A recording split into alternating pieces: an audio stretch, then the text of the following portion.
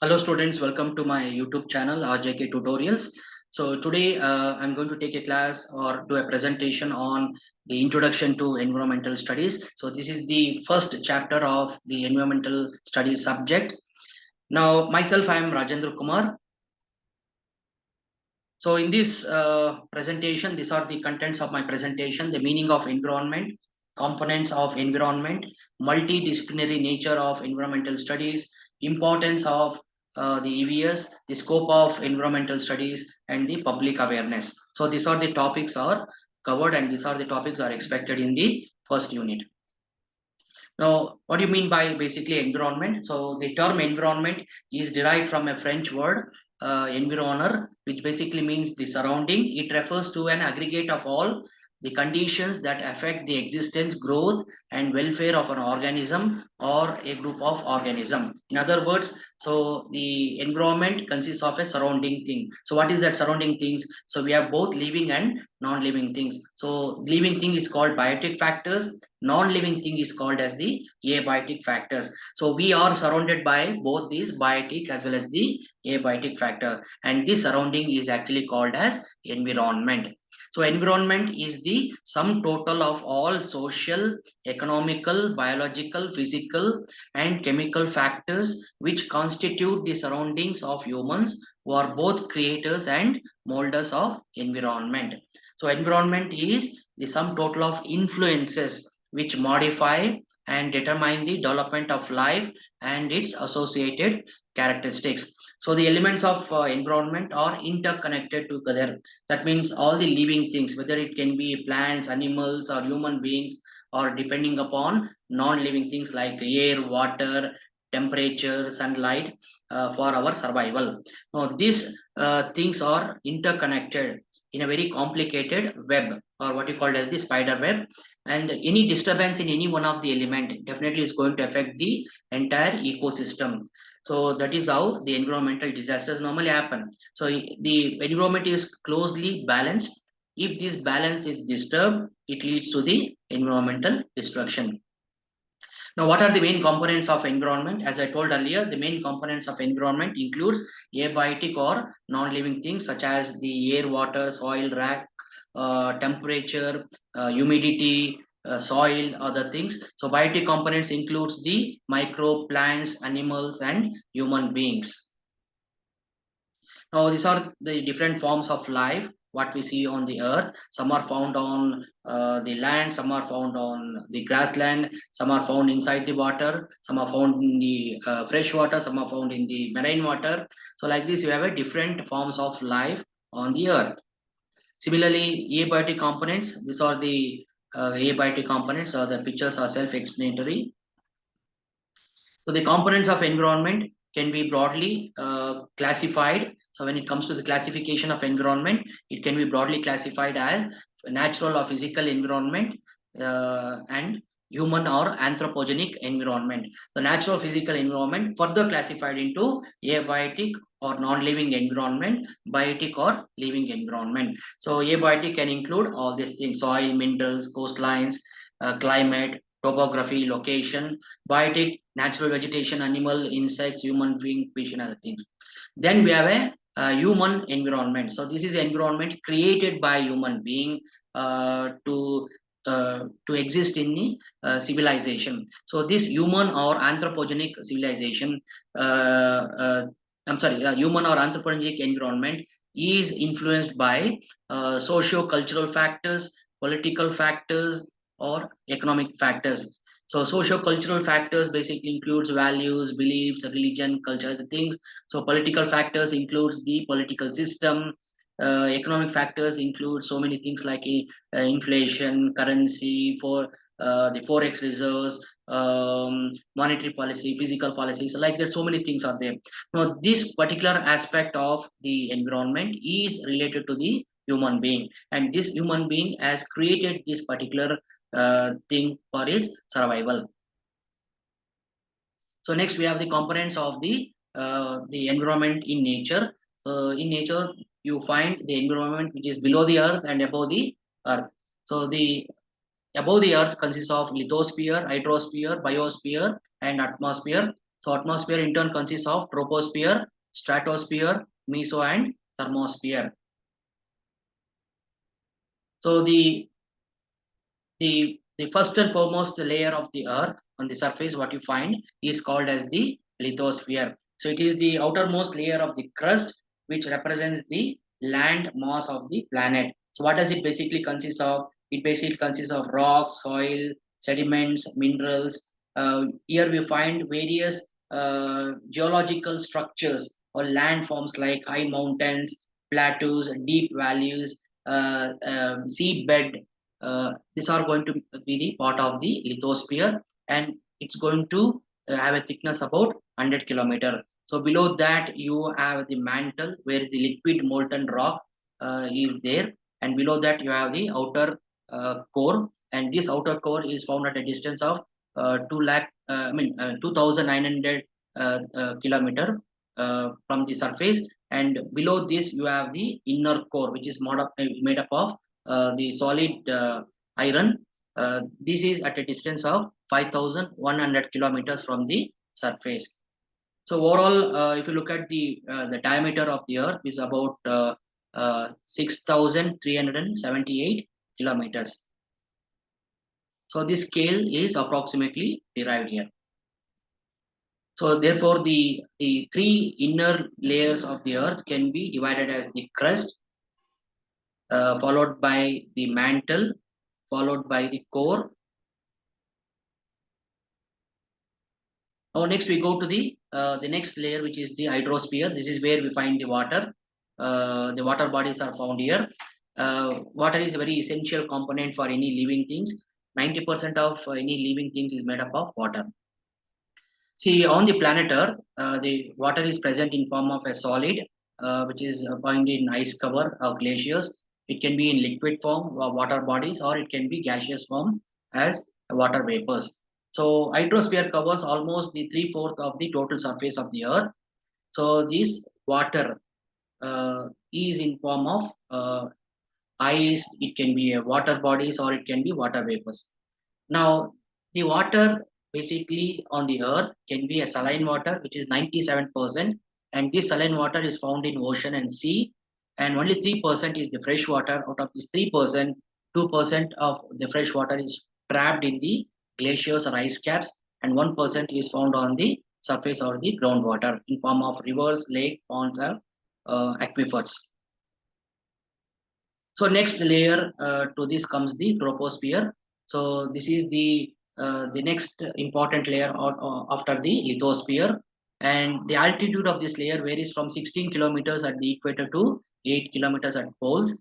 The largest percentage of air mass is found in this particular region. So as you go to the top of this troposphere, the upper layer of the troposphere is actually called as tropopause. The temperature decreases with increase in the altitude. So here the temperature decreases at a rate of minus 6.4 degrees Celsius per kilometer in this layer, and the average temperature varies from 15 degrees Celsius on the ground level to minus 56 temperature at the tropopause. Then we have a stratosphere. Here the temperature starts rising in this layer from minus 56 degrees Celsius to minus 2 degrees Celsius because of presence of ozone.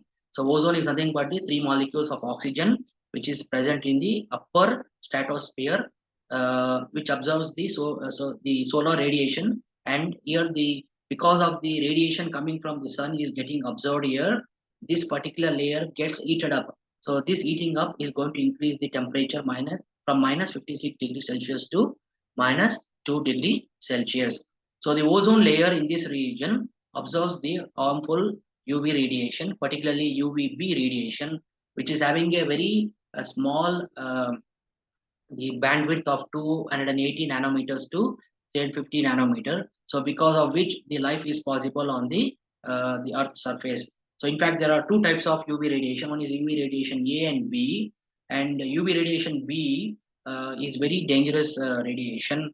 Without the presence of ozone layer, this radiation directly can penetrate on the Earth, thereby causing the skin cancer and other various related diseases.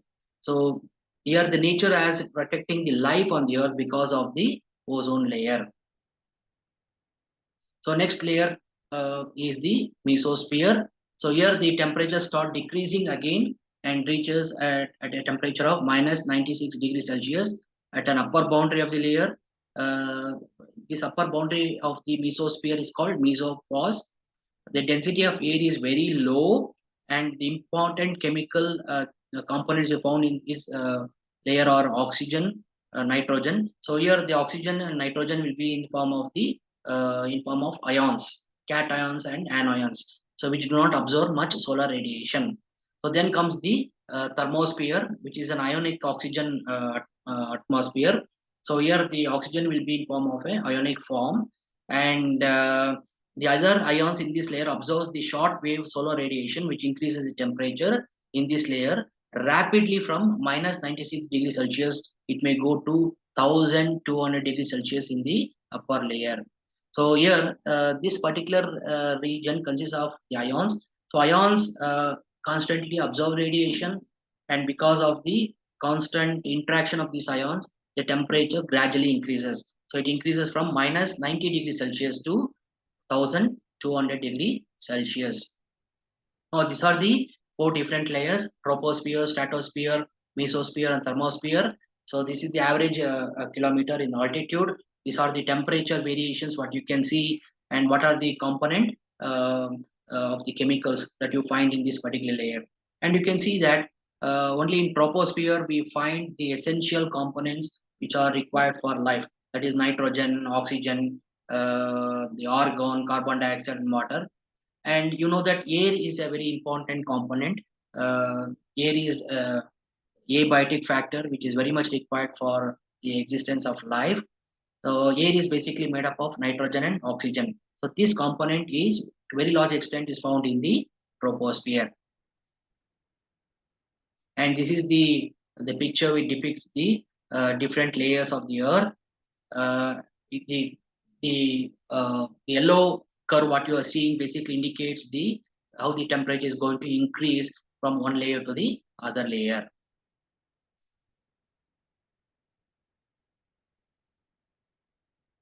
Now this is the another picture of the inner core. The first layer, as you see, the inner core starts from the crust, mantle, then the outer core and the inner core. So this is how the inner core of the environment can be seen here. Oh, next we're coming to the most important topic, which is called multidisciplinary nature of the environmental studies. Now, to know that environmental studies is not made up of one particular subject. It basically includes the range of different subjects. It includes chemistry, biology, earth science, oceanography, geology, anthropology, archaeology, sociology, history, political science, engineering, economics, and ethics. Now, this is made up of different subjects, and different subjects are contributed to the creation of subject called as the environmental studies.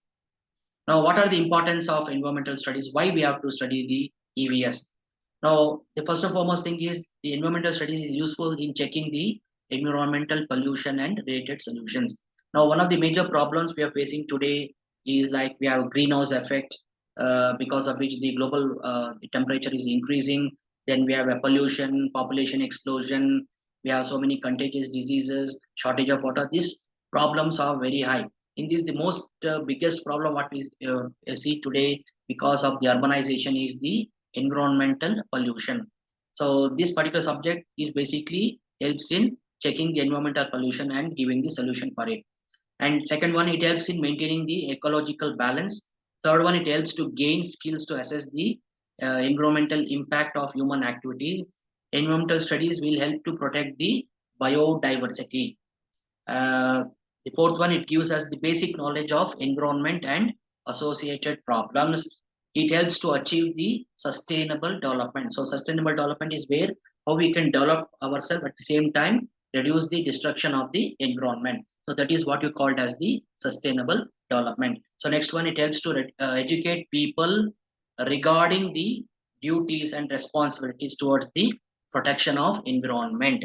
The knowledge of environmental science will be applied to the study of agriculture. So better understanding of EVS also will help us in understanding the agriculture.